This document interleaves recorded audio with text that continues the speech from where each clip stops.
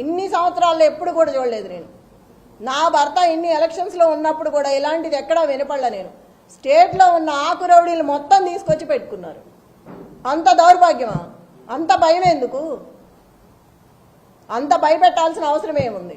దయచేసి మళ్ళీ చెప్తున్నా, ఓటు హక్కు వినియోగించుకోండి. బయటకు వచ్చి ఇట్లాగే ఉంటే మళ్ళీ రేపు ఈ గోండా రాజ్యమే ఉంటుంది. మీరు కనుక పార్టీని గెలిపించుకుంటే రేపు మీకు అండగా ఉంటుంది. ఇప్పుడు ఏం జరిగినా నేను చూసుకుంటాను. ప్రజలందరినీ మీకు అండగా ఉంటా, మీ వెనకమాల నిలబడతా, పార్టీ అండగా ఉంటుంది. ఏదైనా సరే 13వ తారీఖు వరకు ఎంత ఇబ్బంది అయినా పెట్టండి, ఎంతైనా భయపెట్టండి. కానీ 14వ తారీఖు తర్వాత మాత్రం మాదే. అప్పుడు చెప్తాం ఒక్కొక్కళ్ళ పని ఎవడేంటనేది. అప్పుడు చూసుకుంటాను నేను. ఎవరేం చేశారో ఇవాళ గుర్తుపెట్టుకుంటాను. పనికి మాలిన ఆకురౌడీ కూడా నోరెత్తి మాట్లాడుతున్నాడు ఇవాళ.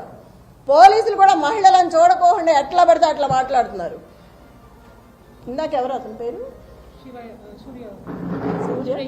సురేష్ యాదవ్ ఎంత వల్గర్గా మాట్లాడుతున్నాడు అంటే లేడీస్ అనుకోండి లేకుండా పిచ్చి పిచ్చిగా మాట్లాడుతున్నాడు. ఎన్నికల కమిషనర్కి నేను ఒక్కడే విజ్ఞప్తి చేసుకుంటున్నాను. ఒక మహిళగా మిమ్మల్ని అడుగుతున్నా నేను. ఎంత చేస్తుంటే కూడా మీరు చూస్తూ కూడా ఊరుకున్నారు. ఒక మహిళని ఇట్లా చేస్తుంటే మీకు ఇప్పటికే తెలుసుంటాయి అన్నీ. నేను దయచేసి మిమ్మల్ని అడుగుతున్నాను, ఒక కోరిక కోరుతున్నాను. మీరు బయటకు వచ్చి జరిగేదేదో చూసి ఏది కరెక్ట్గా ఉందో వాళ్ళకి చెప్పి అట్లా చేయించండి.